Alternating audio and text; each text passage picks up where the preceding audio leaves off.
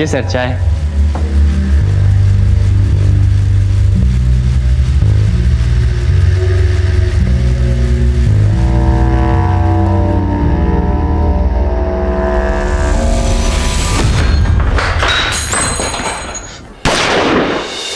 भाई कोई हिलेगा तो खोपड़ी खुल जाएगी।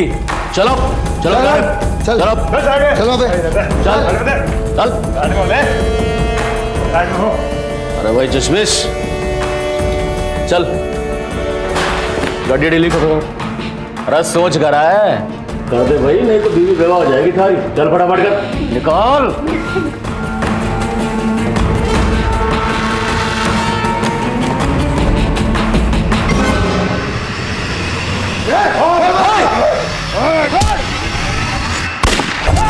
चलो चलो चलो चलो।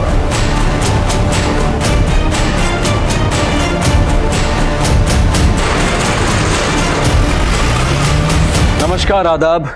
क्राइम पेट्रोल सतर्क के आज के इस केस में मैं अनूप सोनी आप सबका स्वागत करता हूं। किसी न किसी कारण से दिल्ली का नाम अखबार की सुर्खियां बनता रहता है। बैंक रॉबरी की ये वारदात भी सुर्खियां बटोरने वाली थी, लेकिन इस जुर्म की जड़ें काफी गहरी थी।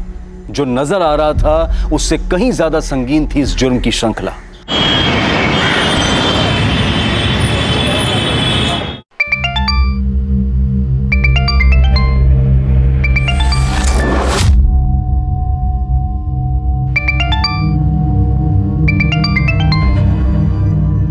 हाय रुचि बेटा। Mamma I am so proud of you. Thank you so much मेरा रुचि पुची। आपको पता है मेरे स्कूल के फ्रेंड्स मान ही नहीं रहे कि आपका नाम न्यूज़पेपर में आता है। आज मैं ये न्यूज़पेपर स्कूल ले जाऊंगी, सबको बताऊंगी, टीचर को भी। ओके मेरा बच्चा। अच्छा मुझे बताओ आपने नाश्ता किया? नहीं मम्मा अभी नहीं किया। आप कब आओगी? I miss you so much. I miss you too मेरा बच्चा। मम्मा ना आपकी बर्थडे से पहले आ जाएगी, mamma promise. Okay mamma love you. Love you too बच्चा।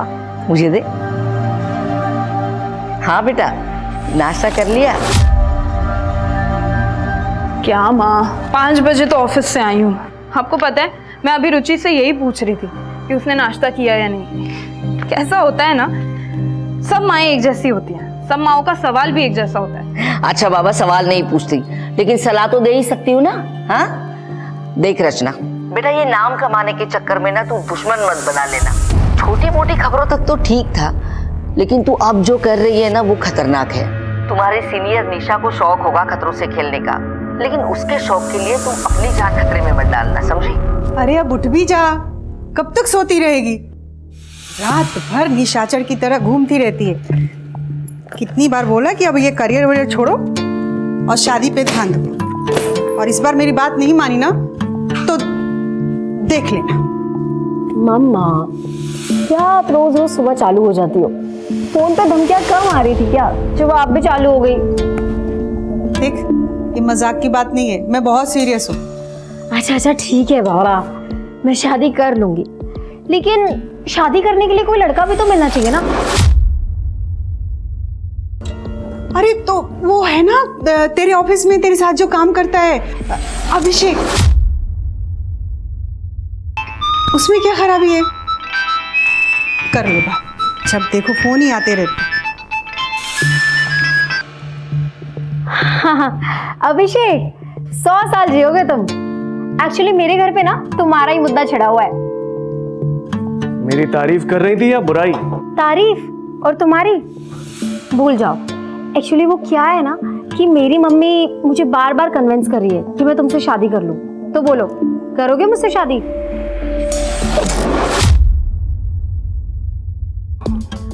यार तुम ना सुबह सुबह मेरा दम मत निकाला करो यार। अच्छा तुम्हें मुझ पर भरोसा नहीं है क्या? ये लो अपनी होने वाली सासू माँ से ना खुद ही बात कर लो। चलो। अरे अरे मम्मा कहाँ जा रही हो? बात तो कर लो अपने होने वाले दामाद से। हाँ अभिषेक सो सॉरी यार। एक्चुअली क्या है ना, मेरी मम्मा का ना रोज सुबह का यही गाना चालू रहता है, शादी कर ले शादी कर ले, इसलिए आज मैंने उनको ज्वाइन कर लिया। तुम्हारे न्यूज आर्टिकल का असर हो गया है। पुलिस ने कुरैशी को अरेस्ट कर लिया है, उसके यूनिट पर रेड करी और सारे के सारे बच्चों को छुड़ा लिया। अरे वाह अभिषेक, क्या न्यूज सुनाई है तुमने? बच गई ना बैंड उस कुरैशी की। हाँ बैंड तो बजाई दी तुमने। चलो ऑफिस में मिलते हैं।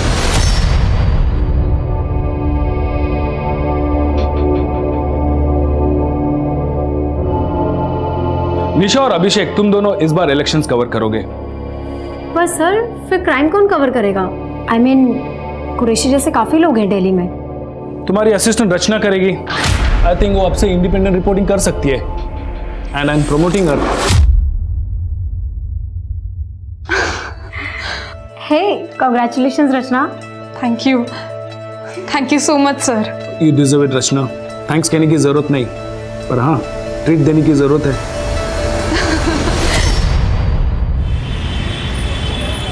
ओके रुचि पुची, मम्मा भी ना जल्दी आ जाएगी।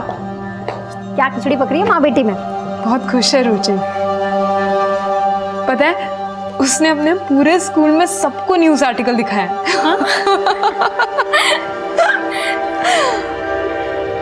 निशा थैंक यू सो मच यार, तेरी वजह से ये सब पॉसिबल हो पाया। अब इतना सेंटी मत हो। ये बता कि रुचि को दिल्ली कब लेके आ रही है? हाँ अब स्कूल्स में बात की है काफी। होपफुली नेक्स्ट एकेडमिक ईयर उसका यही होगा। वो सब तो ठीक है, लेकिन मेरी ट्रीट मत भूल जाना। वापस आने के बाद बहुत बड़ी ट्रीट दूंगी, इनफैक्ट पार्टी करेंगे। पर हाँ उससे पहले तुझे मेरी हेल्प करनी है। हाँ रुचि के लिए बर्थडे गिफ्ट लेना है और कल 12 बजे मेरी बस है, फिर टाइम नहीं मिलेगा। मैं एक शॉप जानती हूँ जो 24 घंटे खुली रहती है। ऑफिस के बाद जाते हैं। ग्रेट। क्यों लोंडियो ज्यादा उड़ रही है क्या? पंख नहीं काटेंगे, अब के सीधा गर्दन कटेगी। समझ जा तू और समझा दे अपने असिस्टेंट ने भी। भौंकने वाले काटते नहीं, अगर हिम्मत है ना तो नाम बता।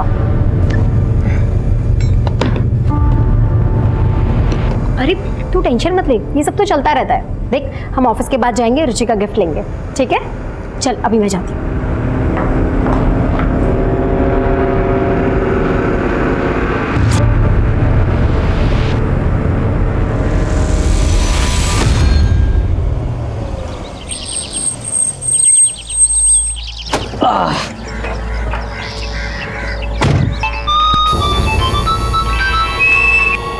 किसका फोन था? कुछ नहीं यार, बस वही हाई प्रोफाइल जर्नलिस्ट होने के पक्ष। बॉयफ्रेंड के नहीं, बदमाशों के कॉल आते हैं मुझे, गालियों से भरे हुए। चलो bye, see you tomorrow. Bye bye. साहब वो 5 मिनट लगेंगे, पेट्रोल भरा लूं क्या? नहीं हाँ, हम ऑलरेडी बहुत लेट हो चुके हैं। पहले हमें घर छोड़ दो, उसके बाद जो करना है कर लेना। हाँ रिटर्न आने में मेरा पेट्रोल खत्म हो जाएगा, मैं फंस जाऊंगा, फिर बस थोड़ा टाइम लगेगा। तो ये दिन भर से याद नहीं आ रहा था कि पेट्रोल डलवाना है? हाँ और अभी सर्विसिंग के लिए भी दी थी ना गाड़ी। याद था मुझे, पर दिमाग से निकल गया पेट्रोल का। अभी अभी फटाफट भर लूंगा मैं। जो करना है ना जल्दी करो।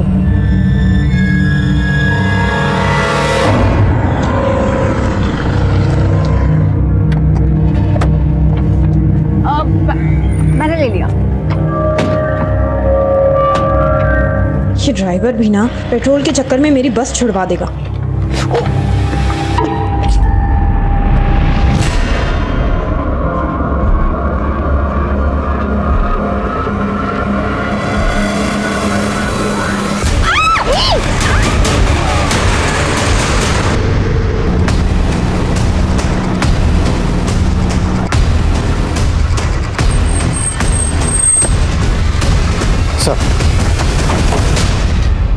सर मेरा नाम अभिषेक है। निशा और रचना मेरी कलीग्स हैं सर। यही वो जगह है जहाँ पर हमारे ऑफिस का कैब ड्राइवर विष्णु रोज उन्हें ड्रॉप करता है। उनका घर पास में ही है सर। सर जैसे हमारे एडिटर विजय सर ने मुझे रचना को आए कॉल के बारे में बताया। हेलो रचना। अरे आप फोन मिला दिया साली ने। मार के फेंक इसको। मैंने फौरन आपको बता दिया और यहाँ पर आ गया। विष्णु का नंबर दीजिए। जी तो रचना और निशा का यहाँ से कहीं और जाने का प्लान था? सर मुझे नहीं लगता, क्योंकि रचना की आज 12 बजे की बस है। वो 2 दिन के लिए अपने घर जा रही है बुलंदशहर। हम तीनों ऑफिस से साथ में निकले थे, फिर हमने रचना की बेटी के लिए गिफ्ट लिया। फिर विष्णु ने मुझे घर ड्रॉप किया और निशा रचना को लेकर निकल गया। सर विष्णु का नंबर तो बंद आ रहा है।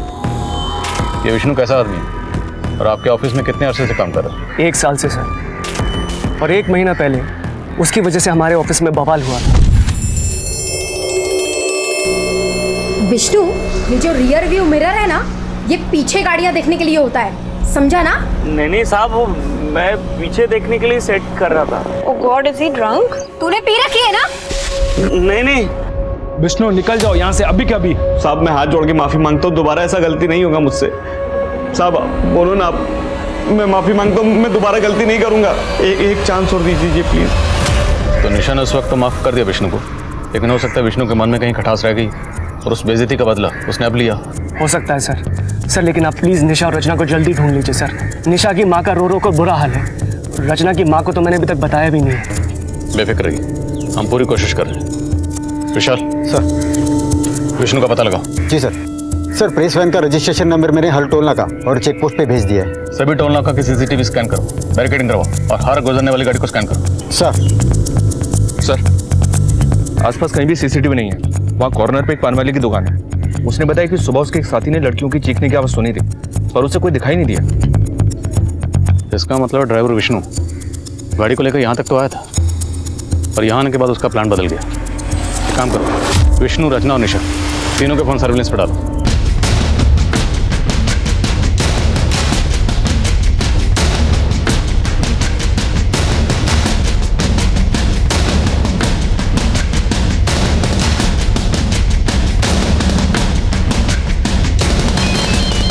सर जल्दी आइए, निर्मल बाग में कुछ मिला है।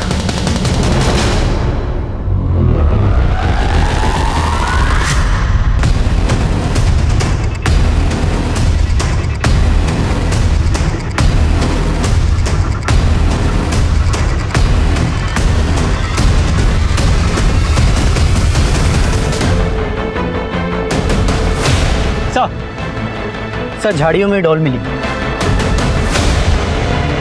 अभिषेक ने बताया था कि रचना ने अपनी बेटी के लिए गिफ्ट खरीदी। हो सकता है ये वही हो। फॉरेंसिक भेजो, हो सकता है किसी के फिंगरप्रिंट्स मैच हो जाए।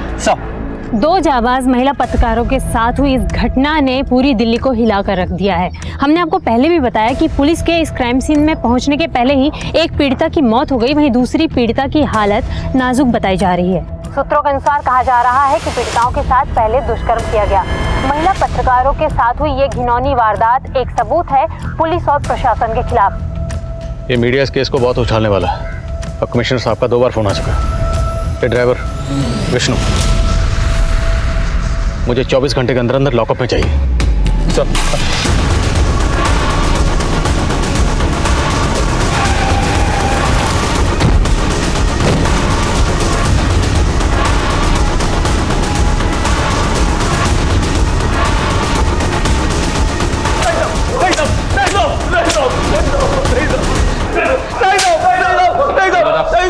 कौन शामिल था तेरे साथ निशा और रचना को किडनैप करने में? मैंने कुछ नहीं किया साहब, मैंने तो दोनों साहब को उधर ही छोड़ा था जहां मैं हमेशा छोड़ता था। तो अपना मोबाइल बंद करके छुप कर क्यों बैठा था? छुप कर नहीं बैठा था साहब, मेरी छुट्टी थी आज, तो उनको छोड़ने के बाद अपने दोस्त लोग के साथ पार्टी बना रहा था।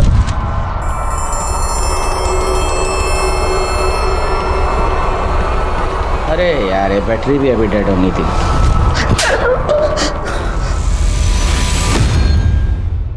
आपका शक सही था। निशा के गले के ऊपर जो निशान है उन्हें देखकर तो यही लगता है कि उसकी मौत गला घुटने से हुई है। और रचना?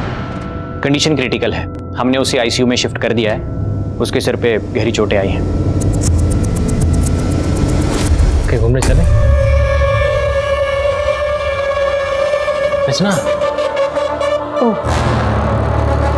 इसी मीटिंग की वजह से तुम अपनी बच्ची को स्कूल से नहीं ला पाए। रचना देखो, तुम गलत समझ रही हो। हमारे भी जैसा कुछ नहीं। बस, अब मैं और रुचि एक पल भी तुम्हारे साथ नहीं रह सकते। जहाँ जाती हो ना तुम, तो जाओ, लेकिन लौट कर वापस बताना। सच बोलने वाले रिपोर्टर को तो हमेशा खतरा रहता है सर। निशा ने रिसेंटली एक मीट पैकेजिंग यूनिट के ऊपर एक स्टोरी ब्रेक की थी, जहां पे दर्जनों बच्चों को इलीगली काम पे रखा गया था। ये लीड निशा को एक एनजीओ वर्कर देव ओझा ने दी थी। निशा की इस स्टोरी के बाद पुलिस फौरन एक्शन में आई, वहां पे रेड किया और वहां के सारे बच्चों को रेस्क्यू किया और वहां के फैक्ट्री के मालिक करीम कुरैशी को भी अरेस्ट किया।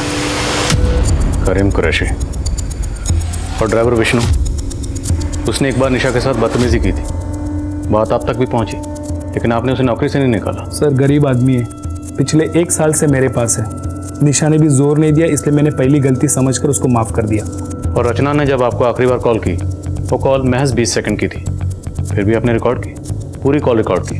क्या आपको पहले से अंदाजा था कि ये कॉल इतनी इंपॉर्टेंट है? सर, मैं एक न्यूज़पेपर चलाता हूँ, मुझे हर रोज़ धमकी आती है। हम जर्नलिस्ट हमारे सारे कॉल्स रिकॉर्ड करते हैं और ये एक बेसिक चीज़ है हमारे प्रोफेशन में। तोड़ो इस विष्णु को, नहीं उगले तो हलक में उंगली डाल के उगलवा। सर एक बात बतानी रह गई थी। निशा को पिछले 2-3 दिनों से एक प्राइवेट नंबर से धमकी के कॉल्स आ रहे थे।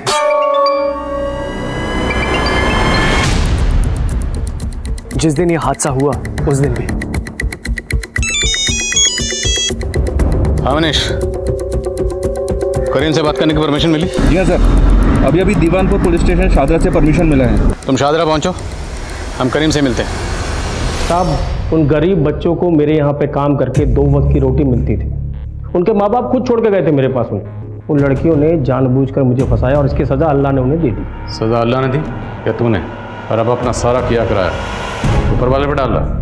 मैं क्या कर सकता हूँ साहब, मैं तो यहाँ जेल में हूँ, लेकिन ज़्यादा दिन रहूँगा नहीं। आज नहीं तो कल जमानत हो ही जाएगी मेरी। जी हाँ सर, कुरैशी की वॉइस रिकॉर्डिंग की, उसकी आवाज़ धमकी वाले कॉल से मेल तो नहीं खा रही है, फिर भी डिटेल इन्वेस्टिगेशन के लिए फॉरेंसिक भेज दिया उसे। और उसके कॉल रिकॉर्ड भी निकला, क्रिमिनल बैकग्राउंड का आदमी है, हो सकता है किसी हिस्ट्री शीट से करवाया। Right sir. मनीष, दोनों लड़कियों को एक साथ किडनैप किया गया, इसमें से निशा के साथ गैंग रेप किया गया और उसकी बेरहमी से हत्या कर दी गई। रचना के साथ सिर्फ रेप, ऐसा क्यों? सर अब इस सवाल का जवाब या तो रचना दे सकती है या फिर वो क्रिमिनल्स। नहीं मनीष, अब सारे सवालों के जवाब हमें ही ढूंढने। रचना और निशा, इनकी पर्सनल और प्रोफेशनल लाइफ में जितने भी लोग हैं सबसे बातचीत करो। निशा के साथ जिस तरह से बेरहमी से गैंग रेप किया गया और उसका कत्ल किया गया, और रचना की जो हालत है, उससे तो यही लगता है कि इन दोनों के साथ किसी ने कोई गहरी दुश्मनी निकाली। आखिर ऐसी कौन सी दुश्मनी थी जिसकी कीमत निशा को अपनी जान देकर चुकानी पड़ी, या फिर इस वारदात का मकसद कुछ और ही था?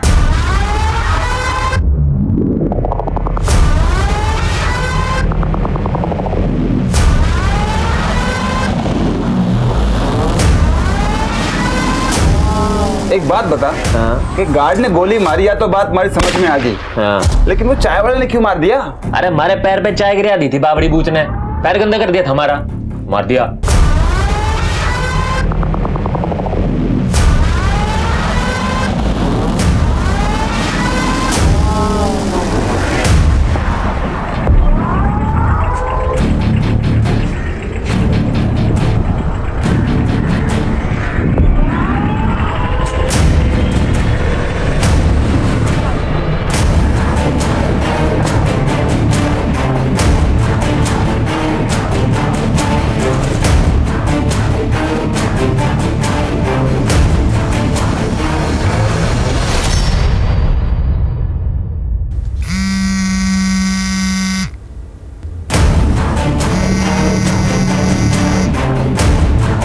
हेलो। अरे कांड खोल के सुन लो सब, अपने अपने फ़ोन के सिम निकाल के फेंक दो, कुछ दिनों के लिए अंडरग्राउंड होना है हमें। सर मेरे परिवार में कोई भी लड़की नौकरी नहीं करती है, लेकिन रचना को मेरे परिवार की इज्जत का कोई ख्याल नहीं था। उसे तो बस अपनी फ्रीडम प्यारी थी। और ये जो उसकी सहेली है निशा, वो उसे चढ़ाती रहती है, ये चढ़ती रहती है। मैंने कुछ कह दिया तो बेटी को लेकर मायके जाके बैठ गई। तो आप कहना चाहते हैं कि रचना को फ्रीडम चाहिए थी, इसलिए वो अलग होना चाहती थी, but from your side it was perfectly alright. हमारे बीच म्यूचुअली डिसाइड हुआ था कि अलग होने के बाद हम अपनी ज़िंदगी अपने ढंग से जी सकते हैं। अलग होने के बाद? लेकिन आपका तो रचना से डिवोर्स नहीं हुआ, फिर भी आपने एंगेजमेंट कर ली, और कानूनी तौर पर वो अभी भी आपकी बीवी है। इतना बड़ा हादसा हुआ, आपने कोई खबर नहीं ली। मैं खबर क्यों लेता सर? रचना और मेरे बीच में कोई रिश्ता है ही नहीं। रही बात तलाक की, तो हाँ मैं उससे तलाक लेना चाहता था, लेकिन रचना बहुत बड़ी लालची औरत निकली। एलिमोनी पे उसने 20 लाख रुपए मांग लिए मुझसे। सर इतनी बड़ी रकम मैं कहाँ से लाके देता? इसलिए उसे रास्ते से हटाने की कोशिश की ताकि झंझट ही खत्म हो जाए। सर मैंने नहीं मारा उसको, मैं क्यों मारूंगा उसे? जिस वक्त रचना और निशा पर हमला हुआ उस वक्त तुम कहाँ थे? मैं अपने घर था सर, बुलंदशहर में। ये तुम्हारे कॉल रिकॉर्ड्स, इनके हिसाब से तुम उस दिन दिल्ली में थे। सर एक्चुअली मेरा ट्रांसपोर्ट का काम है, मेरे पास कई ट्रक्स और टेम्पोज हैं, कई शहरों में मेरे ऑफिस हैं, दिल्ली में भी है सर। तो शायद उस दिन मैं वहीं रहा हूँगा। सॉरी सर, दिमाग से निकल गया था। जब तक केस सॉल्व नहीं हो जाता दिल्ली से बाहर नहीं जाओगे। मैं जा सकता हूँ सर? ये अभी पूरा सच नहीं बोल रहा, नजर रखो इस पे। एक बात कान खोल के सुन लो, हमारी संतान आने से पहले हमारे को सोने के कंगन चाहिए।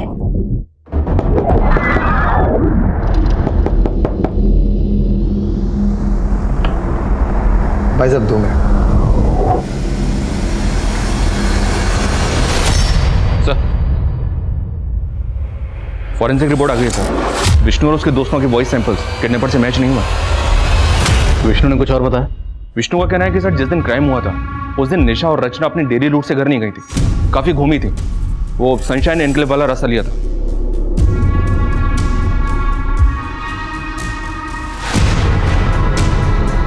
यहाँ पे नवदेश न्यूज का ऑफिस है। नवदेश न्यूज से एक गाड़ी निशा, रचना और अभिषेक को लेकर इस तरफ निकलती है। एकता नगर, लोटस मार्टिन से गाड़ी पहुंचती है गुप्ता कॉलोनी, जहाँ पे गाड़ी अभिषेक को ड्रॉप करती है। अभिषेक को ड्रॉप करने के बाद गाड़ी आगे बढ़ती है झांझर नगर, फिर आदिलबाग, और आदिलबाग होते हुए गाड़ी फाइनली पहुंचती है व्यास चौक। निशा और रचना दोनों लड़कियां ड्रॉप होती हैं। फिर यहाँ से 6 किलोमीटर आगे ईस्ट में निर्मल बाग। हमने सारे रूट के स्पीड भी चेक किए, ऐसा कोई भी व्हीकल स्पॉट नहीं हुआ जो उनका पीछा कर रहा हूँ। हो सकता है कि किडनैपर्स पहले से ही ड्रॉपिंग पॉइंट पर उनका इंतजार कर रहे हो, या फिर इस पूरे रूट में सीसीटीवी कहाँ कहाँ पर है ये पहले से स्टडी कर रखा होगा। तो किडनैपर्स ने बहुत पहले से प्लानिंग कर रखी होगी, और प्लानिंग बड़ी बारीकी से की गई। नवदेश न्यूज से सनशाइन एनक्लेव वाले रूट के सीसीटीवी एक बार फिर से स्कैन करो। अगर कोई गाड़ी आधे रूट तक भी फॉलो कर रही है, उस गाड़ी की डिटेल निकालो। I am sure break through इसी रूट में कहीं पर। और एक बात सर, ये कुरैशी के कॉल रिकॉर्ड स्कैन किए, क्लीन है। कुरैशी की कंपनी की निशा को टिप किसने दी थी? देवो जाने थे, एनजीओ चला था। जो आदमी छोटे छोटे बच्चों से जानवरों की तरह काम करवाता हो वो कुछ भी कर सकता है। वो जेल में है तो क्या हुआ, उसका एक खास आदमी समीर अब तक फरार है। रेड के दिन वो पुलिस के हाथों से भाग निकला था। हेलो सर, लगता है समीर खान अंडरग्राउंड हो गया है। अपने खबरियों को काम पे लगाता हूँ उसे ढूंढने के लिए। निशा को जो धमकी भरे कॉल्स आ रहे थे उनसे कुछ पता चला? इंटरनेट कॉलिंग थी सर, इसलिए ट्रेस नहीं हो पाया। लेकिन सर, किडनैपर्स के कॉल में जो आवाज़ रिकॉर्ड हुई थी उस तरह का लहजा बेवर रीजन में इस्तेमाल किया जाता है, और ये समीर खान वहीं का रहने वाला है। ये समीर खान इस केस की अहम कड़ी साबित हो सकता है। बेवार पुलिस से समीर खान की डिटेल शेयर करो। खींच निकालो इस चूहे को बाहर। सर, रचना को होश है। रचना अभी भी ट्रोमा में है। अगर रचना से हादसे के बारे में ज़्यादा बात की जाए तो उसे पैनिक अटैक आ सकता है, ब्रेन डैमेज भी हो सकता है। इसलिए बेहतर यही होगा कि आप कुछ दिन रुकें। Let her recover fast. Excuse me. देखिए, हम नहीं चाहते कि आपकी बेटी को कोई भी तकलीफ हो, लेकिन अगर रचना कुछ भी बताए या उसे कुछ भी याद आए तो प्लीज़ हमें इन्फॉर्म करिए। मनीष सर, एरिया के जितने भी टेम्पो वाले हैं सबको राउंड ऑफ करो। देखो ये 5 डिजिट किसके मोबाइल के, और बहादुरपुर इलाके में क्राइम वाले दिन की जितनी भी फुटेज है उसे दोबारा स्कैन करो। ये टेम्पो इसमें ज़रूर मिलेगा। ये विष्णु और कुरैशी इनके कॉल रिकॉर्ड्स फिर से स्कैन करते हैं, हो सकता है ये नंबर उनसे जुड़ा हो। RTS यानी रेप ट्रॉमा सिंड्रोम, ये एक मानसिक स्थिति है जिसका रेप विक्टिम पर काफी समय तक असर रहता है, और रचना भी इसी ट्रॉमा से जूझ रही थी। रचना की मानसिक स्थिति काफी नाजुक थी। एक रेप विक्टिम के लिए रेप इंसिडेंट को बार बार याद करना काफी तकलीफदेह होता है। ये रचना की हिम्मत थी जो ऐसी हालत में भी वो पुलिस को एक नंबर का क्लू दे पाई। लेकिन पुलिस के सामने अभी कई चुनौतियां थी। ये देखना अभी बाकी था कि ये 5 नंबर्स पुलिस को इस केस में कहां तक ले जाने वाले थे।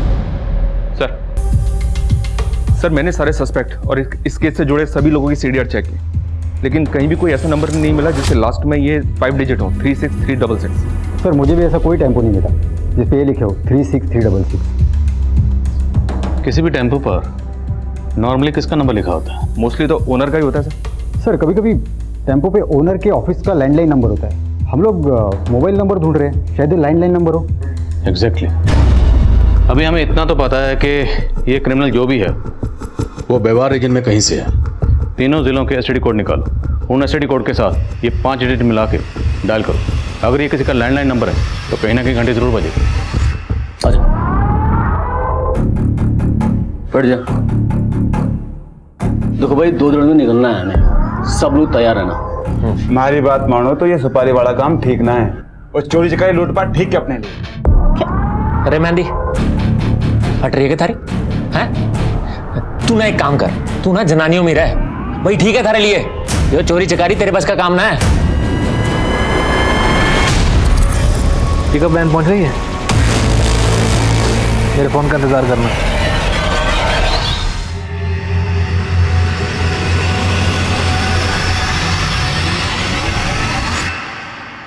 हाँ बल्ली बोल। अच्छा ठीक है, नजर रखो उस पर। समीर खान का पता चल गया? उठाओ उसे। सर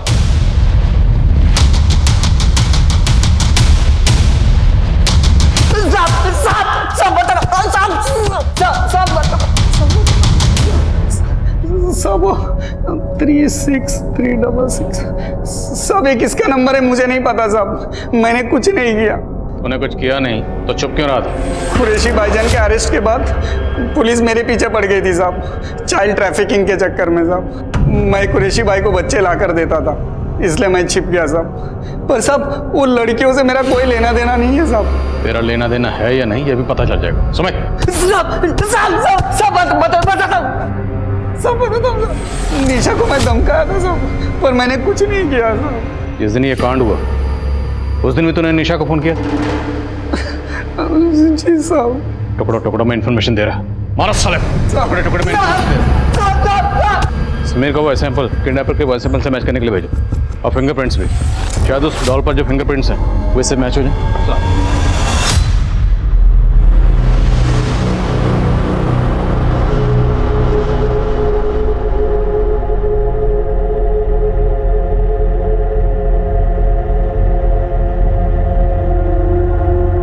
मम्मी ये सब क्या लिखा है आपके बारे में?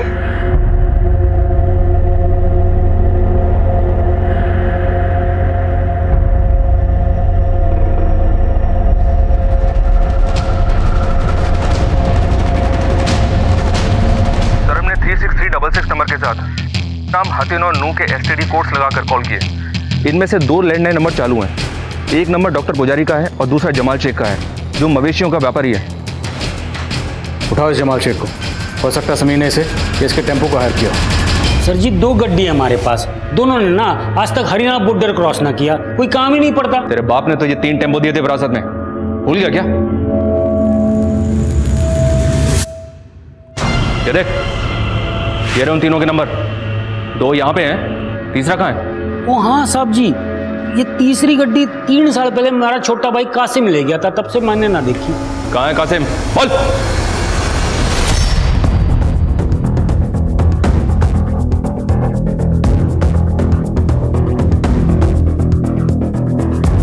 सर गांव वालों ने कंफर्म किया है कि कासिम पिछले कई सालों से गांव में नहीं आया। पता लगा इस कासिम का, दिल्ली और व्यवहार में हर जगह इसकी फोटो सर्कुलेट करो, अपने खबरियों को एक्टिव करो। मुझे लगता है समीर के साथ इस कासिम का कोई ना कोई कनेक्शन जरूर निकलेगा। सर कहीं ऐसा तो नहीं कि इस कासिम का और रोहन का आपस में कोई कनेक्शन हो? कासिम ने अपने भाई से कहा था कि वो ट्रांसपोर्ट का बिजनेस करेगा, और इस रोहन का भी ट्रांसपोर्ट का बिजनेस है। हो सकता है। रोहन के ऑफिस वाले से बात करो, पता करो क्या वहाँ पे कोई कासिम नाम का ड्राइवर था, और 9 पुलिस से कासिम की डिटेल शेयर करो। Okay sir.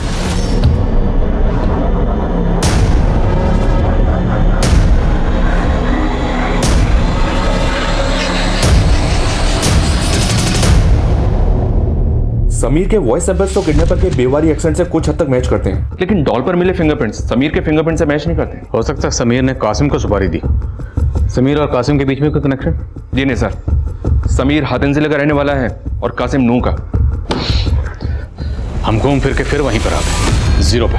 सर टेम्पो वाले का पता चला? नहीं सर, लेकिन एक लीड मिली है। जिस दिन बीपीओ एम्प्लॉय का रेप हुआ उस दिन उसी एरिया में एक रॉबरी हुई।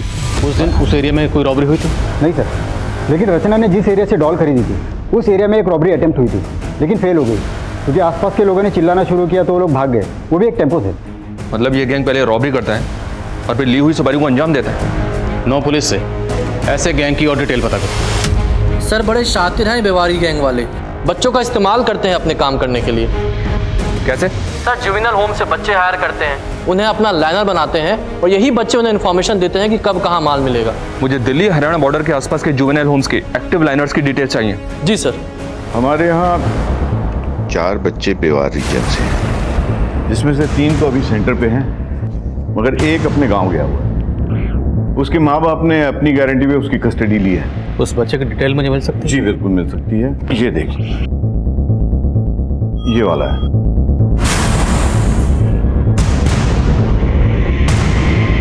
रघु नाम है ना तुम्हारा? डरो मत, तुम मुझे जो भी बताओगे वो हम दोनों के अलावा किसी को पता नहीं चले, तुम्हें कोई नुकसान नहीं पहुंचे। सर बैंक में सर कब कितनी सिक्योरिटी होती है, कब बैंक में लोग कम होते हैं, ये सब पता करना मेरा काम था सर। मैं ही उन्हें जानकारी देता और वो चोरी करते। लेकिन जब वो रेप और मर्डर से मेरा कोई लेना देना नहीं है, मैं कुछ नहीं जानता हूँ सर उसके बारे में। हमें पता है कि तुम उस सब में शामिल नहीं हो। तुम एक काम करो, जितने भी लोग थे ना उन सबके नाम यहाँ पे लिखो और उनके बारे में जो भी जानते हो वो सब।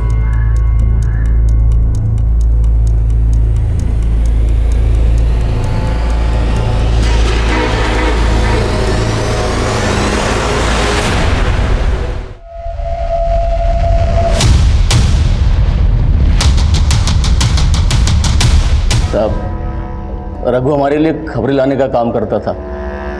उसी की मदद से हमने बदरपुर और उसके आसपास सारी चोरियां करी थी।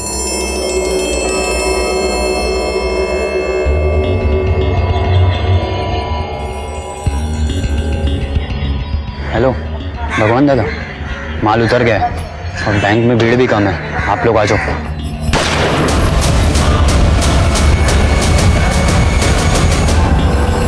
और सच बोल। सच कह रहे साहब, हमने चोरियां करी हैं लेकिन किसी की इज्जत ना लूटी। ऐसे सच नहीं बोलेंगे और तब बनाओ सालों का। अरे साहब साहब साहब क्या साहब, आप झूठे कैसे फंसा रहे हो? हमारे खिलाफ कोई सबूत ना है आपके पास? सबूत चाहिए? सबूत चाहिए तो सुन, जिन 2 लड़कियों को तुम लोगों ने उठाया था ना, उनमें से एक लड़की बच गई है।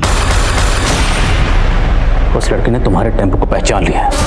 36366 और टेम्पो के पीछे जो नंबर लिखा था उससे हम पहुंचे जमाल तक, और जमाल ने बताया कि वह टेम्पो उसके भाई का है, कासिम का। कासिम कौन? ये निशा और रचना की सुपारी किसने दी थी? समीर ने, रोहन ने या किसी और ने? साले मेहंदी, एक काम ढंग से ना होता थारे से। साले मेहंदी लगा के ना घर पे बैठ जा। ये चोरी चकारी ना थारे मतबल का काम ना है। गलती हो गई भाई, माफ कर दे। साले थारे गलती के चक्कर में ना पकड़े जाते आज। आज चुप हो जा भाई। हैं? लूट नाकाम के हो गई, लड़ने लग रहे आपस में। शांत बैठ।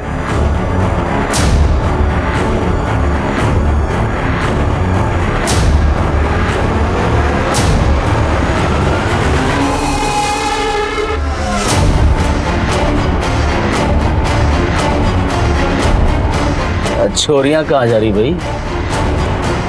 गुस्सा निकालना है तो इनको निकाल ले। क्या भाई साहब, ये सब काम हम थोड़ी ना करें, बवाड़ मचेगा, फंस जाएंगे। ये भी कौन फंसावेगा हमें? चल लगा ले वैन के पाछे। धन का सुख तो मिला ना, धन का सुख ही ले लेते हैं।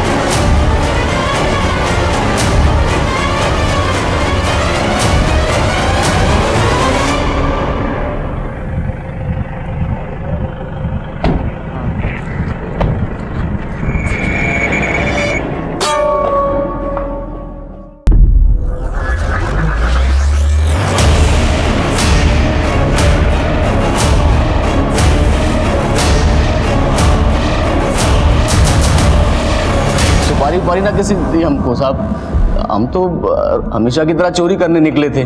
बस उस दिन किसी ने शोर मचा दिया तो भागना पड़ा हमको।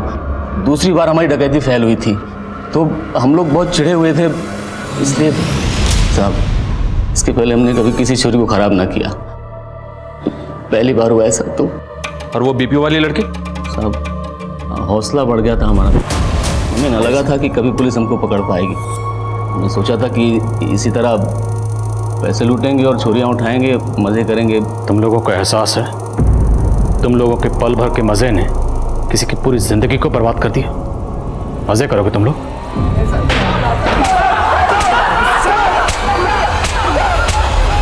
रचना और निशा के गुनहगार इस वक्त जेल में सजा काट रहे हैं। रचना के शारीरिक घाव तो भर चुके हैं, लेकिन उसके मन पर लगे घावों को भरने में अभी और वक्त लगेगा। कुछ लोगों का यह मानना है कि अगर उस दिन निशा और रचना रुचि के लिए गिफ्ट लेने ना जाती तो शायद बच जाती। अगर उनकी प्रेस वैन पेट्रोल स्टेशन पर ना रुकती तो वो बच जाती। लेकिन ये बात बिल्कुल बेबुनियाद है। अगर निशा और रचना वहां पर ना होती तो शायद उनकी जगह कोई और लड़की उस गैंग की हवस का शिकार बनती। जरूरत इस बात की है कि हम एक ऐसा माहौल तैयार करें जिसमें औरतें किसी भी वक्त कहीं पर भी आ जा सके और बेखौफ अपना काम कर सके। और ऐसे सुरक्षित वातावरण को तैयार करने की जिम्मेदारी पुलिस और समाज दोनों की है। एक सभ्य समाज की बुनियाद इसी से मजबूत होती है। देखते हैं हमारे आज के एपिसोड की दूसरी कहानी।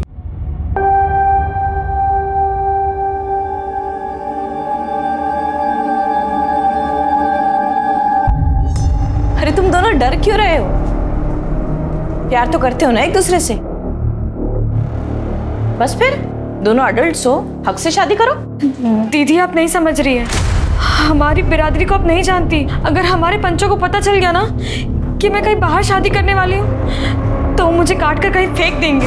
धत पगली, ऐसे कोई काट के फेंकता है क्या? पुलिस और कानून नाम की भी तो कोई चीज है कि सब खत्म हो चुका है। और ये पंच सरपंच, ये कानून से ऊपर नहीं है बेला।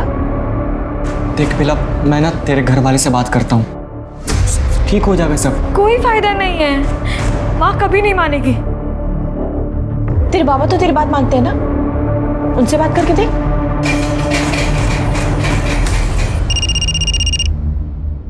हेलो, हाँ एक मिनट, यही है तेरी बहन का। हेलो, कहाँ है तू? यहाँ चूल्हा बंद पड़ा है लेकिन आई बहुत गर्म हो रही है। जल्दी घर वापस आ तू। हाँ हाँ ठीक है।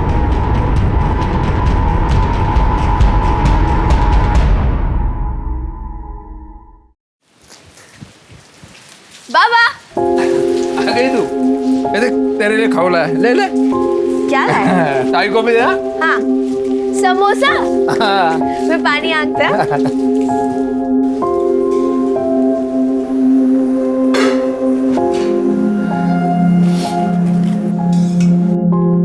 तेरे आई को क्या हुआ है? मुंह फुला के बैठी है। दीदी नहीं आई ना अभी तक, तो बहुत गुस्से में एकदम। कल को बेटी की वजह से मुंह पे काली पोती जाएगी ना, तब मुझे मत कहना। अरे इस लड़की की शादी होने जा रही है, लेकिन थोड़ी भी फिक्र नहीं है तुम लोगों को। तेरे आई का ना दिमाग हमेशा गर्म रहता है। आ गई तू? कहाँ गई थी तू? कहाँ गई थी? वो आई, मैं किरण दीदी के यहाँ काम करने गई, वही थोड़ी देर हो गई। ऐसा कौन सा पार तोड़ने जाती है तू? आज से ये सब बंद, कोई जरूरत नहीं काम पे जाने की। लेकिन आई ऐसे कैसे? तू समझती क्यों नहीं है? सरपंच के बेटे के साथ तेरी शादी होने जा रही है। बहुत नसीब वाली है तू, बहुत नसीब वाली। लेकिन आई ऐसे अचानक कैसे काम छोड़ दो? बाबा आई शादी के बाद मैं वैसे भी कुछ नहीं कर पाऊंगी, और किरण दीदी को मेरी जरूरत है। आई वो कितना ख्याल भी तो रखती है मेरा। देख गुंजन के लिए उन्होंने ना किताब भी भेजी है। बाबा देखो। देखा? सरपंच को अगर पता चला ना ये पढ़ लिख रही है तो पूरे समाज के सामने नंगा घुमाएंगे इसे। आई आई आई क्या कर रही है? चलो निकलो, फटाफट फटाफट फटाफट, चलो चलो पंचायत में चलो। ओ रमेश भाऊ, काय झालं? अरे भाऊ, पंचायत बैठी है, कोई राड़ा हुआ है, जल्दी चलो। इसे शर्म नहीं आती? मैं घर में इसके बच्चे संभालती है और ये यहाँ बाहर मुंह मार रहा है। क्या बकवास करी है? झूठ बोल रही है सरपंच जी। गबस तो कहा था, मैं सच बोल रही हूँ सरपंच जी। मैंने अपनी आंखों से देखा इसको। क्या रे दीपक, क्या बोल रही है गौरी? और झूठ बोलता है तू? तेरे को पता है ना, हमारी बिरादरी में पंचों के सामने झूठ बोलना मतलब भगवान के सामने झूठ बोलना होता है। अब सच सच बता, तू अपनी बाइकों को छोड़ के किसी और औरत के साथ सोया है कि नहीं? मुझे माफ कर दो सरपंच जी, मुझसे गलती हो गया। देखा देखा, गलती मान लिया इसने।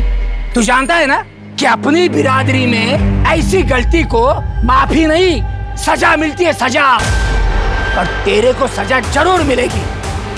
तूने जिसके साथ ऐसा किया है ना, इसके बाइकों के साथ भी पंच लोग वही करेंगे, समझे? ये आप क्या बोल रहे हैं सरपंच जी?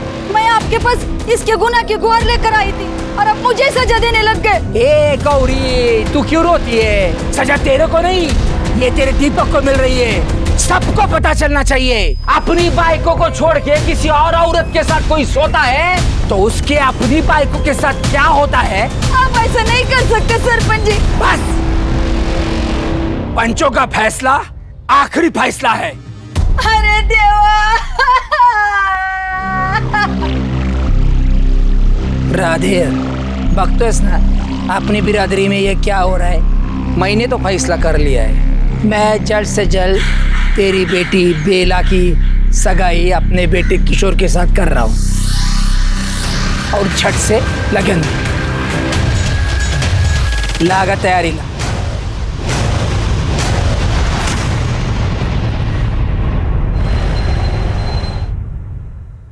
बेला कहाँ थी यार? सारा काम मुझे करना पड़ा। तुझे पता है मेरी मीटिंग थी यार। दीदी, मेरे घर वाले जबरदस्ती मेरी सगाई करवा रहे। मुझे कुछ समझ में नहीं आ रहा मैं क्या करूं। माँ एक पल के लिए भी मुझे अपनी आंखों से ओझल नहीं होने देती। यहाँ भी मैं बहुत बहाने मार के आई। तुम परेशान मत हो, मैं समझाती हूँ। कोई फायदा नहीं है दीदी, वो नहीं मानने वाली। दीदी आप बस मेरी एक बार कुंदन से बात करा दो। हाँ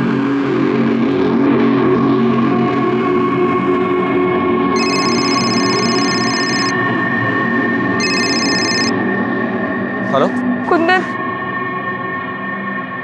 मेरे घर वाले मेरी सगाई करा रहे हैं। क्या? एक काम करते हैं, चलो भाग चलते हैं। आज मैं दोपहर में गाड़ी लेके आऊंगा, तुम तैयार रहना। ठीक है। ये पैसे रख, काम आएंगे तुम। ध्यान रखो दीदी।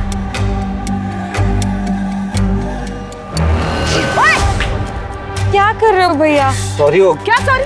किसी लड़की में चल बे पुलिस स्टेशन। दीदी छोड़िए ना। क्या कर रही है आप? लड़कियों को टकराने के लिए दुकान खोली ना तूने इधर? क्या देख रहा है? चल निकल, जाओ ना। तू ठीक है? हाँ मैं ठीक हूँ, अब जाइए। हम लोग करत जाऊन ये तो, लेकिन तुम लोग दोनों कहीं बाहर मत जाना, पूरा समाज आएगा देव पूजन के लिए। चला वो लोग कर, चल।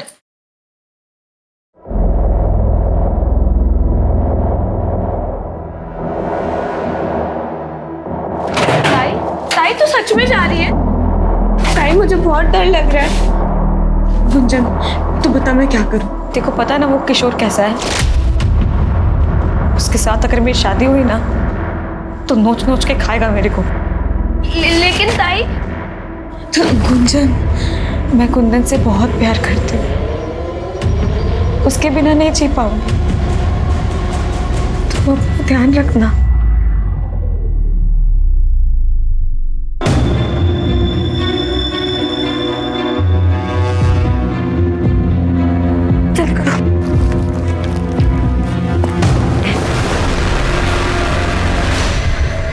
कौन है ये? हाँ, मैं पूछता हूँ कौन है ये? क्या रे किशोर, क्या है ये? बाबा देखो ना, ये कौन है ये लड़का? बाबा बाबा बाबा मैं कुंदन से प्यार करती हूँ।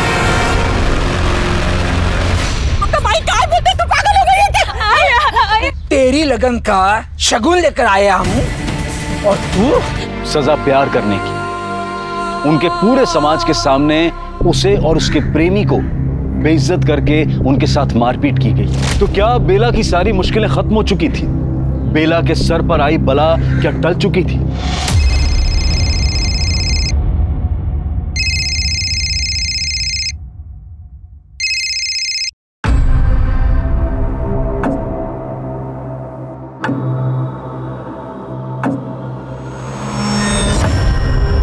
बेला कहाँ है? क्या हुआ तुझे?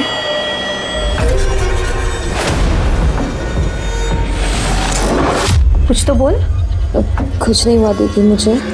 बता बेला, कुछ तो हुआ है। इसकी तबीयत खराब है, डॉक्टर ने इसको आराम करने के लिए कहा है। ठीक है, ध्यान रखना। हाँ।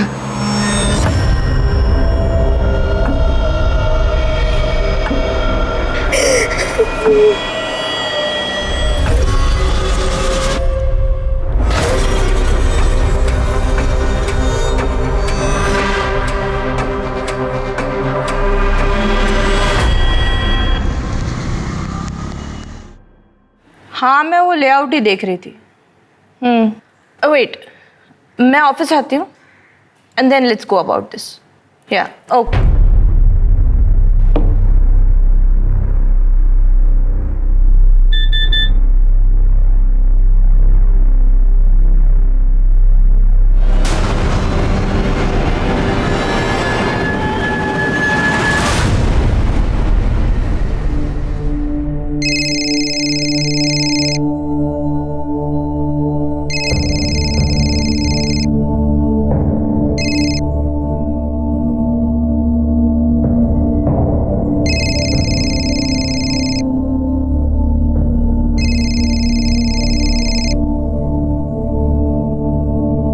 हेलो हेलो, तेरी वीडियो वायरल हुई है। वीडियो? हाँ पागल, बता तो दीदी मुझे एक बार। और ये इतने इतने घटिया है तेरे बिरादरी वाले। छी, तेरे और कुंदन के साथ कैसे कर सकते थे? मुझे ये तक भी नहीं पता कि कुंदन किस हालत में कहाँ है। मैंने पता किया है, वो सिटी हॉस्पिटल में है। 1 महीना हो गया वो आईसीयू में। अब ठीक है, थोड़ा स्टेबल है, बट हालत उसकी बहुत खराब है बेला।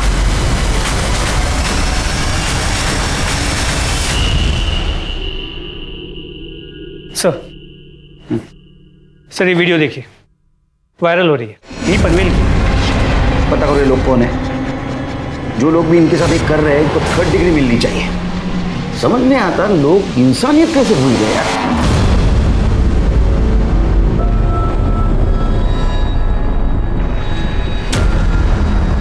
ताई, मैं पानी भर के आती हूँ। ठीक है।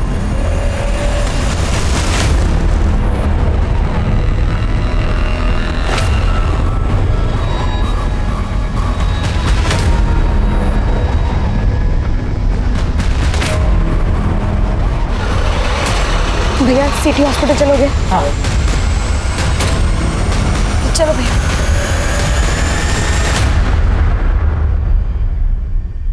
सर, उस एरिया का पता चल गया है जहाँ से वो वीडियो वायरल हुआ है।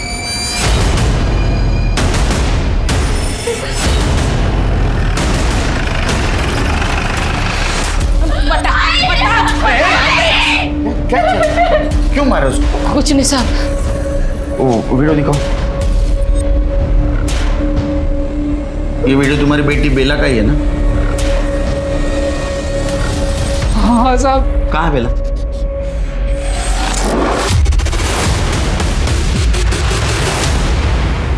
हम लोग भी उसी को ढूंढ रहे। देवता ने कुटे गिली थी। साहब मैं और शोभा बिल्डिंग कंस्ट्रक्शन साइट पे काम करते हैं, दोनों काम पे गए थे। तो घर पे कोई नहीं था? तुमको तो पता होगा ना। मैं बाहर पानी भरने के लिए गई थी, वापस आई तब ताई घर पे नहीं थी। बेला, बेला, कुठे? इकडे। बेला, बेला, कुठे है? अरे बेला,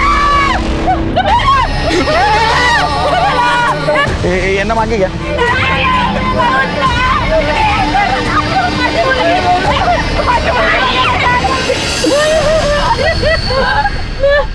चलिए देखिए, स्ट्रैंगुलेशन मार्क्स। प्रताप, मरने से पहले लड़की ने बहुत स्ट्रगल किया लगता है। ये घास की हालत देखो।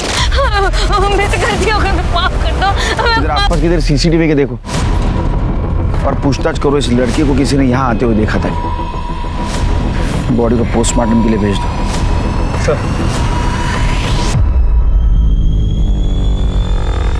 कहाँ गई थी बेला? पता नहीं है साहब, बताया ना घर में कोई नहीं था। अब वो खुद कहीं चली गई या किसी से डर के गई, कुछ पता नहीं है साहब। डर के? किससे डर के? जिन्होंने उसको मारा था उनसे डर के? साहब वो पंच परमेश्वर हैं। हमारी बिरादरी में बिरादरी के बाहर वालों से रिश्ता नहीं करते ना। मेरी बेटी बेला को प्यार हो गया था कुंदन से, जो हमारी बिरादरी से नहीं था। उसी की सजा उसे मिली है साहब। इतनी बड़ी सजा? ये तो कुछ भी नहीं है साहब। उसके बाद जो सजा उसे मिली वो सजा नहीं, पाप था साहब।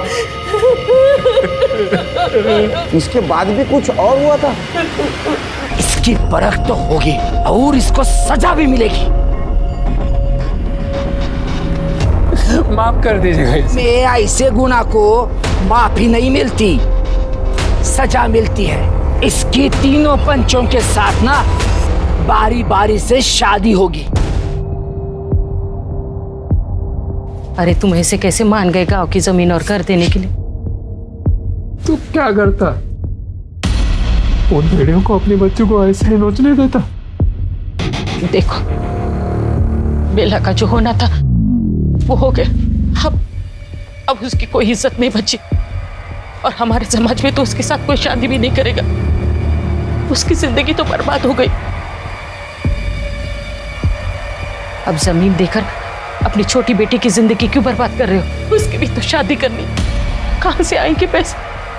तब का तब देख लेंगे। कहां से देखोगे? क्या तुम्हारे घर वाले ने खजाना गाड़ गए यहाँ पे? अब जो मैं बोल रही हूँ वो तुम सुनो, मान लो उनकी बात।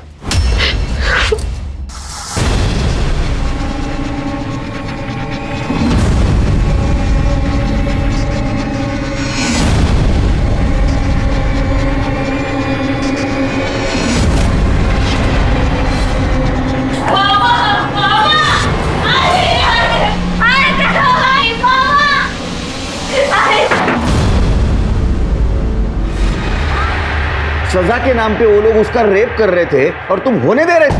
आप गरीब भाई साहब क्या करते, मजबूर थे। अगर कोई रास्ता होता तो हम हमारी बेटी को ऐसे कुएं में डाल देंगे। अरे तुम लोग हमारे पास क्यों नहीं आए?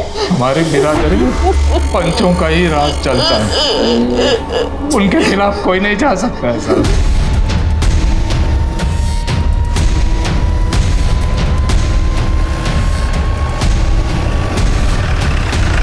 बाबा, बाहर पुलिस आई है बाबा।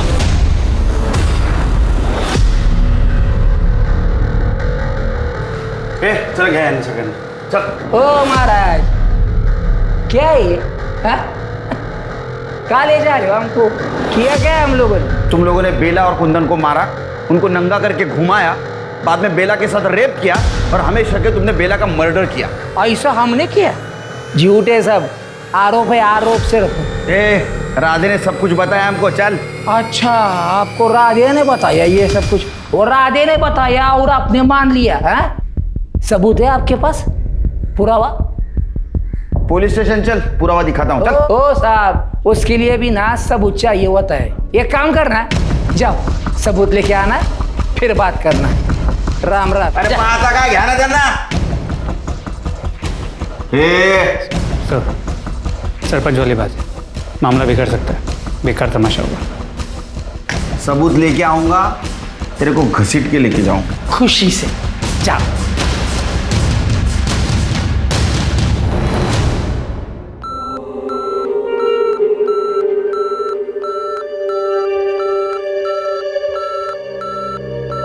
अब कैसे है इसकी हालत?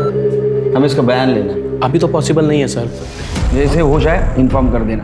Okay sir. इसका बयान लेना। तब तक पंचों को उठा के ला, सच तो उनसे बुलवा के रहेंगे। सर।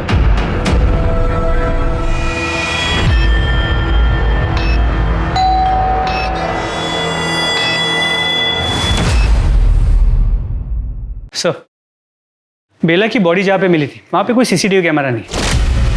पर सर, ये बेला की पोस्टमार्टम रिपोर्ट। सर, बॉडी पे छोटे मोटे चोट के निशान तो है, लेकिन कोई मेजर इंजरी नहीं, और उसे गला दबा के मारा गया। और कुछ? सर, बेला प्रेग्नेंट थी, उसके पेट में 1 महीने का फीटस था। राधे का कहना था कि उसके साथ सारे पंचों ने मिलकर रेप किया था। इसका मतलब उन पंचों में से किसी की वजह से गर्भ ठहरा होगा, लेकिन ये तभी पता चलेगा जब उनमें से किसी का डीएनए फिटस से मैच होगा। सर, ये भी तो हो सकता है ना कि ये बच्चा कुंदन का हो सकता है, लेकिन अगर किसी भी पंच का डीएनए फिटस से मैच होता है तो हमें सरपंच के खिलाफ रेप का सबूत मिले। पंचों के खिलाफ कोई कुछ नहीं बोलेगा साहब। हमारे समाज में सभी उनसे डरते हैं साहब। अरे कोई तो होगा जो उनके खिलाफ कंप्लेंट करेगा। कोई नहीं बोलेगा साहब। ये कोई पहली बार नहीं हुआ है साहब, हर बार ऐसा होता है। अभी कुछ साल पहले एक और लड़की के साथ ऐसा हुआ था साहब। किसके साथ? वो संध्या के साथ। कहाँ ये संध्या? वो बेचारी तो शर्म के मारे समाज को छोड़ के चली गई साहब। नंबर ले लो, ट्रेस करो उसको। बेला जिसके साथ ये कुकर्म हुआ था उसकी मौत हो चुकी थी और राधे जिस संध्या का नाम ले रहा था उसका कुछ पता नहीं था। पुलिस जल्द से जल्द बेला के कातिलों को जेल की सलाखों के पीछे देखना चाहती थी, लेकिन अभी उनके सामने एक और डरावना सच आना बाकी था।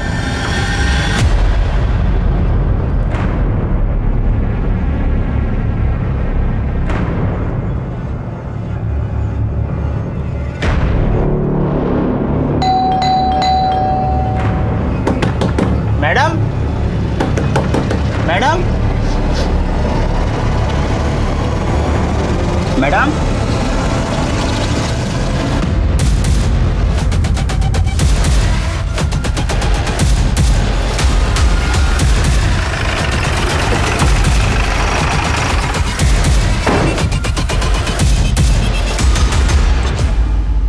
आप लोग नीचे जाइए।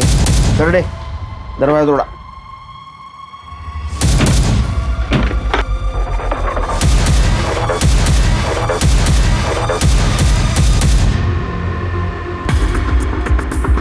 वो किरण मैडम ने 2 दिन से दूध की थैली नहीं उठाई और अंदर से कुछ बदबू आ रही थी। ये किरण मैडम इधर अकेली रहती थी? हाँ सर, अकेली रहती थी। अभी कुछ महीनों पहले यहाँ पे दिल्ली से शिफ्ट हुई है। आप कौन? मैं सुषमा, यही सोसाइटी में रहती हूँ।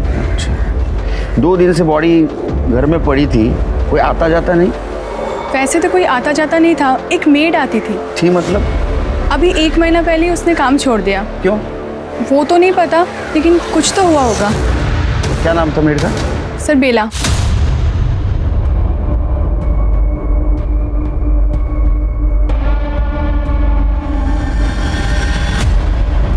हाँ सर, यही है। इसका भी मर्डर हो गया क्या? सर, आसपास में किधर भी सीसीटीवी कैमरा नहीं है। ठीक है, इनके घर वालों को इन्फॉर्म कर दो और बॉडी पोस्टमार्टम के लिए भेज दो। सर।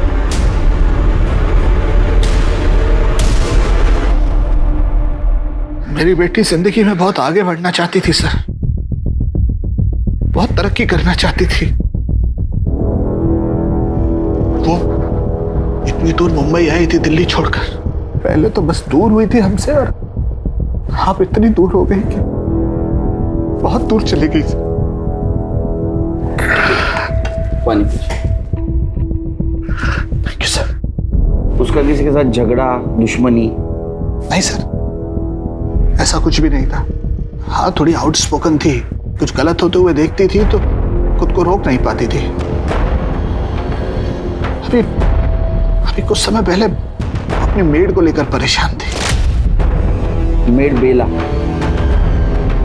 हाँ जी सर। पापा थैंक यू सो मच, आपने मुझे इतनी खूबसूरत लाइफ दी पापा। यहाँ लड़कियां प्यार तो क्या शादी तक अपनी मर्जी से नहीं कर सकती। वो बेला जो मेरे यहाँ काम करती है पापा, मेरी हाउस हेल्प, उसके घर वालों ने इतना बुरा उसके साथ किया, मैं आपको बता तक नहीं सकती पापा। बेटा वो सब ठीक है, लेकिन तू वहां अकेली रहती है, तू दूसरों के मैटर में क्यों पड़ती है? मुझे तेरी फिक्र होती है। आपने मुझे इतना पढ़ाया लिखाया, काबिल बनाया, इसीलिए ताकि मैं चुप बैठूं, वो भी गलत होता हुआ देखकर। लेकिन उसकी तो मौत हो गई, उसका किसी ने खून कर दिया। हो सकता है जिसने बेला का खून किया उसी ने किरण का खून किया हो। ये आप क्या कह रहे हैं सर? मेरा मतलब कोई ऐसा क्यों करेगा?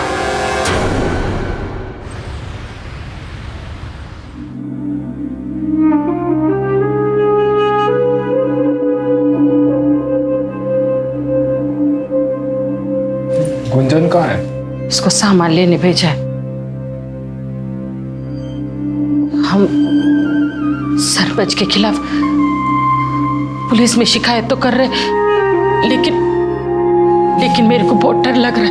उन लोगों ने हमारी बच्ची के साथ जो किया है ना, उसकी सजा तो मैं उनको दिलवा के रहूंगा।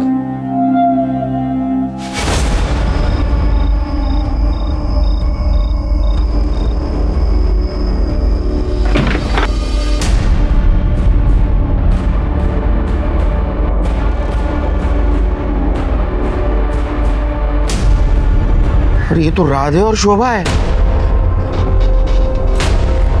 इनका ऐसा वीडियो किसने बनाया? हमको कुछ पता नहीं है साहब, वो लोग कौन थे? क्या हुआ क्या था?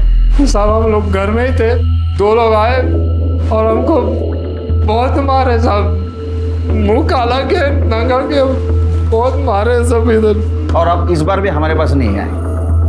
ऐसा क्यों करते आप लोग? क्या करते हैं आप लोगों के पास आकर? हमारी बेटी को मारा, क्या किया आप लोगों ने? हमें तो इसी बात की सजा मिली है ना, हम लोग आपके पास आकर पंचों की शिकायत की। अगर आप लोगों के पास आते ना तो देव जाने मेरी गुंजन के साथ क्या क्या करते हैं वो लोग। तो तुमको क्या लगता है ये सब कुछ पंचों ने किया? उसके बारे में हम कैसे बोलेंगे साहब, वो तो पता करना आपका काम है। कि तुम्हारी बेटी बेला किरण के पास काम करती थी ना? हाँ सर, किरण मैडम बड़े अच्छे हैं साहब, वो इधर घर पे भी आई थी बेला का हालचाल पूछने। अभी उसको क्या बोलते हैं साहब? किरण अच्छी थी तो उसका भी मर्डर हुआ। चलो समझ लेते बेला को इन पंचों ने मारा, लेकिन किरण को क्यों मारे? हमको कुछ नहीं मालूम साहब, वो पूछताछ कर रही थी ना साहब, इतना ही मालूम है हमको।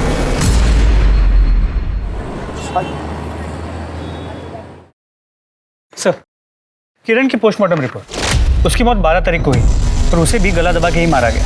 12 तारीख मतलब जिस दिन बेला का मर्डर हुआ उसी दिन किरण का मर्डर हुआ? जी सर, तो उसके कॉल रिकॉर्ड्स के मुताबिक 12 तारीख की सुबह उसने बेला को कई बार फोन किया। ये बेला और किरण के मौत का कनेक्शन क्या है? आखिर इन दोनों को कोई क्यों मारेगा?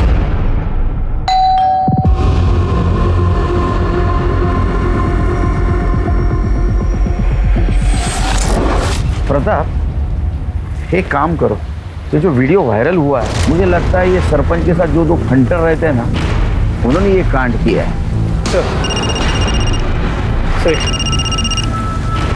हेलो, ठीक है, मुझे एड्रेस भेज दो। अच्छा, संध्या के फ़ोन नंबर से उसका एड्रेस मिल गया।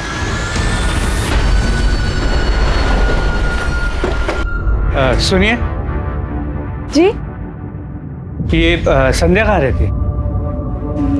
मैं ही संध्या हूँ, बोलिए। हमें तुम्हारे बिरादरी के सरपंच के बारे में बात करनी है। साहब आप इधर क्यों आए? आप चले जाओ, मेरा पति घर पे अगर वो सुन लेगा तो मुझे छोड़ देगा साहब। आप इधर आइए। तुम बेला को जानती थी? देखो, बेला का खून हो गया, उसके बाद बारी बारी सभी सरपंचों ने उसके साथ बलात्कार किया और हमें शक है कि उन्होंने ही उसका खून भी कर दिया। संध्या, तुम्हारे साथ क्या हुआ?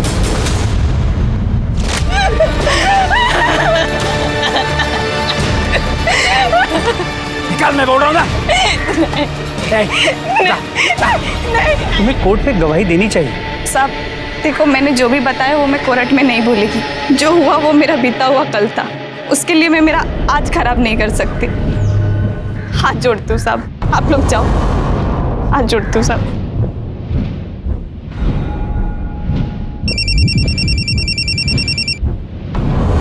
हेलो सर, राधे सही कह रहा था, मेरी संध्या से बात हुई, उसके साथ भी वही सब कुछ हुआ है, लेकिन वो कोर्ट में गवाही देने से इनकार कर रही है। ठीक है, मुझे हॉस्पिटल से फोन आया था, कुंदन को होश आया है, वहीं आके मिलो। इसकी कंडीशन अभी भी बहुत अच्छी नहीं है, प्लीज थोड़ा जल्दी करें। कुंदन, क्या हुआ था बेला के साथ? पता नहीं बेला कैसी है। बेला अभी इस दुनिया में नहीं रही, उसका किसी ने खून कर दिया। देखो, अगर तुम चाहते हो बेला को न्याय मिले तो तुम्हें सरपंच और बाकी लोगों के खिलाफ कंप्लेंट लिखवानी होगी। इसका स्टेटमेंट ले लो और पंचों के खिलाफ अरेस्ट वारंट निकालो। सर, अरे छोड़ दो ये साहब, बोल रहा हूँ ये सही नहीं कर रहे। तेरे जैसा घटिया इंसान जब सही गलत की भाषा करता ना, अच्छा नहीं लगता। इसका डीएनए बेला के फिटनेस से मैच करवा। चल। अरे छोड़ मेरे को। सर, किरण के घर के पास वाला जो चाय वाला था पिछले 2 दिनों से गायब है। तो सुनने में आया कि जब से किरण का खून हुआ है तब से वो परेशान था। उसके साथ किरण और बेला का झगड़ा भी हुआ था सर। उसका फोटो तो नहीं सर, उसका नंबर मिला है मुझे। जरा चेक करा, उठे यार। सर, नंबर बोल। सर, प्रजापति, रमाकांत और सुरेंद्र, इन तीनों पंचों की डीएनए रिपोर्ट आ गई। किसी का भी डीएनए फीटस के साथ परफेक्ट मैच नहीं है। कुंदन का डीएनए मैच होता है? सर कुंदन का भी मैच नहीं होता, लेकिन सर एक आदमी है जिसका डीएनए 50% मैच हो रहा है। कौन है? प्रजापति। उसका कोई भाई है? नहीं सर, उसका एक ही बेटा है, किशोर। उठा के लाओ उसको। सर। साहब मुझे कुछ नहीं पता साहब। तेरा कोई चाचा है? नहीं साहब। तेरे बाप का बाहर लफड़ा जिसकी वजह से तेरे को सौतेला भाई? नहीं तो। नहीं ना? बेला के पेट में जो बच्चा था ना, उसका डीएनए तेरे बाप से 50% मैच हुआ है। तेरा चाचा नहीं, तेरा सौतेला भाई नहीं। इसका मतलब बेला के पेट में जो बच्चा है वो तेरा ही। नहीं साहब, वो हम दोनों की शादी होने वाली थी साहब, तो वो अपनी मर्जी से मेरे साथ सोई थी। बेला के पेट में तेरा ही बच्चा था। बेला दूसरे से प्यार करती थी, तेरे साथ कैसे आएगी रे सोने को? तूने मारा है ना? देख, तूने बेला का रेप किया, बेला के पेट में तेरा बच्चा था। ये बात किरण को पता चली। किरण तेरे पीछे लगी बेला से शादी करने के लिए। तेरे को शादी नहीं करनी थी, इसलिए तूने बेला और किरण दोनों को मार दिया। हाँ? नहीं साहब, मुझे तो मालूम भी नहीं इस सब के बारे में साहब। तू ऐसा नहीं बोलेगा, तू तेरे बाप का ही बेटा। ये जब सच बोलना शुरू करे तब तुम मारना बंद करना। सर, राधे और शोभा की वीडियो का सोर्स मिल गया। ऐसे कैसे हो सकता है?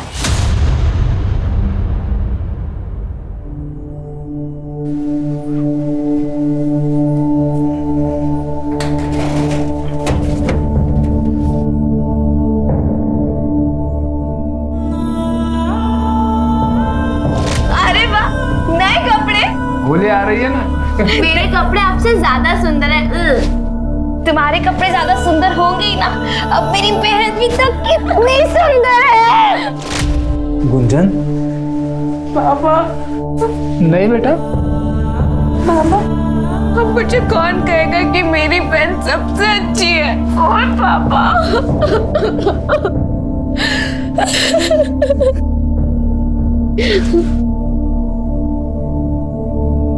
इंस्पेक्टर साहब, आप? तुम्हारा और तुम्हारे पत्नी का जो वीडियो वायरल हुआ था वो तुम्हारे मोबाइल से हुआ था। क्या मिला तुम्हें खुद को और तुम्हारी पत्नी को जलील करके? तो क्या करता साहब मैं? क्या करता? आप तो उस सरपंच और उसके चमचों को पकड़ नहीं पा रहे, तो मैंने सोचा मैं ही कुछ कर लेता हूँ। हाँ, मैंने दिए थे अपने दोस्त को पैसे वीडियो बनाने के लिए। ये गैर कानूनी है और तुमने बहुत गलत किया है। आप लोग तो हमें न्याय नहीं दिलवा सकते ना, उल्टा हमें ही कानून बता रहे। तो किस्सा ही खत्म कर देते हैं। उन्हें तो सजा नहीं दे सकते ना, लेकिन मैं अपनी जान जरूर दे सकती। अरे शोभा, ऐसा मत कर शोभा। इंस्पेक्टर साहब, अरे रोक, अरे घोड़ा था ना, अरे कर दो।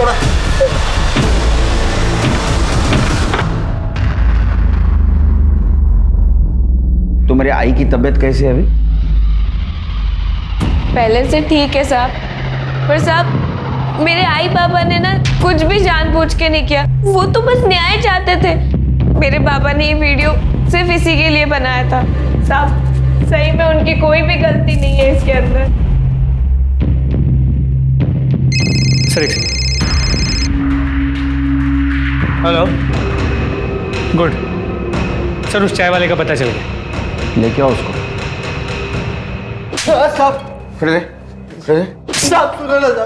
बेला को क्यों मारा? अपन ने किसी को मारा साहब? तूने मारा है। बेला को चाहता था ना तू?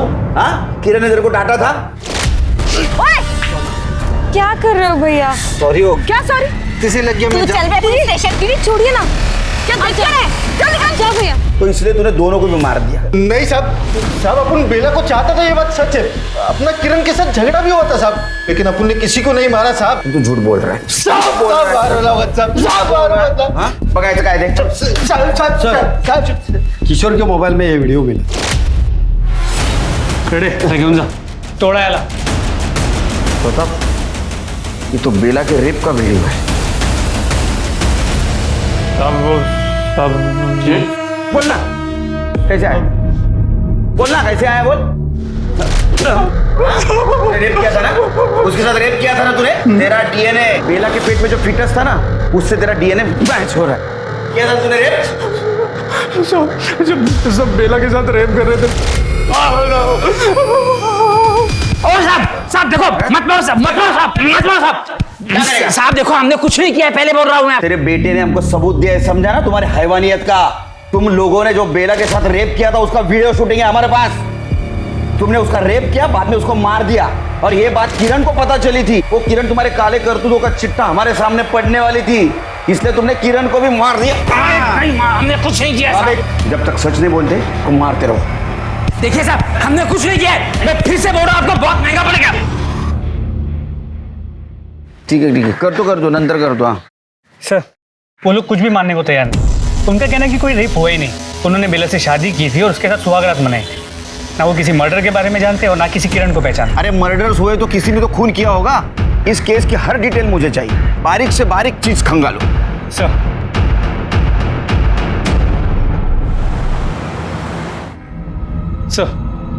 हॉस्पिटल के बाहर के सीसीटीवी कैमरा में बेला नजर आई। सर ये देखिए। मतलब मरने से पहले ये हॉस्पिटल गई और बाद में घर के पास गई। लेकिन सर एक बात है, ये देखिए, वो हॉस्पिटल के बाहर तक गई लेकिन वहीं से वापस लौट गई।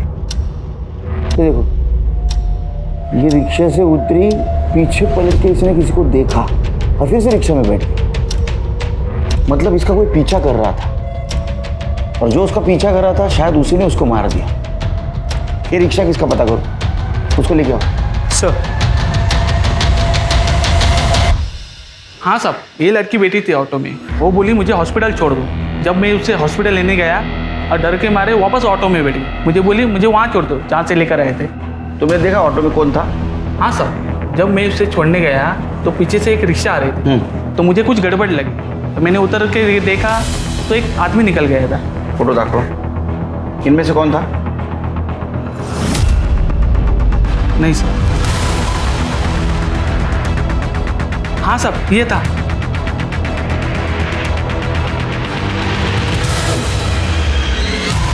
तुमने अपनी ही बेटी को मारा, क्यों? मेरी बेटी तो उसी दिन मर गई थी साहब, जिस दिन उन पापियों ने उसके साथ बलात्कार किया था। और उन लोगों को फंसाने की कोशिश की तो क्या करता साहब? साहब, किरण ने बेला से कहा था कि वो बेला की खबर न्यूज़ में चलाएगी। मैंने सोचा कि वैसे ही इतनी बदनामी हुई है, और बदनामी होगी तो गुंजन का हाथ थामने आगे कोई नहीं आया। ये सब मैंने अपनी छोटी बेटी गुंजन के लिए किया है साहब। अगर तुम पे अन्याय हो रहा था तो हमारे पास आते, हमसे मदद मांगते, लेकिन नहीं, तुमने इज्जत और समाज के नाम पे अपनी बेटी और किरण को मारा है। तुम्हें कड़ी से कड़ी सजा दिलवा के रहूंगा। प्रजापति, सुरेंद्र, रमाकांत और किशोर को बेला के साथ बलात्कार की सजा मिली और राधे को बेला और किरण के खून की। पंचों ने मिलकर बेला के साथ दुष्कर्म किया और एक पिता होने के नाते राधे का गुस्सा अपनी जगह वाजिब था, लेकिन पंचों को सजा दिलवाने के लिए जो रास्ता उसने चुना था वो अकल्पनीय था, अपराध था, गलत था। हमें इस केस से ये सबक मिलता है कि अंधविश्वास और समाज की दकियानूसी और अमानवीय प्रथाओं के खिलाफ आवाज उठाने से ही परिवर्तन होगा, ना कि समाज द्वारा बहिष्कृत किए जाने के डर से उनके सामने सर झुका लेने से। अब मैं अनूप सोनी आपसे विदा लेता हूं, फिर मुलाकात होगी क्राइम पेट्रोल सतर्क में एक और नए केस के साथ। तब तक अपना और अपने परिवार का ख्याल रखें और देखते रहें क्राइम पेट्रोल सतर्क। जय हिंद। इस तरह के और भी एपिसोड देखने के लिए हमारे चैनल को सब्सक्राइब करें और बेल आइकन दबाना ना भूलें।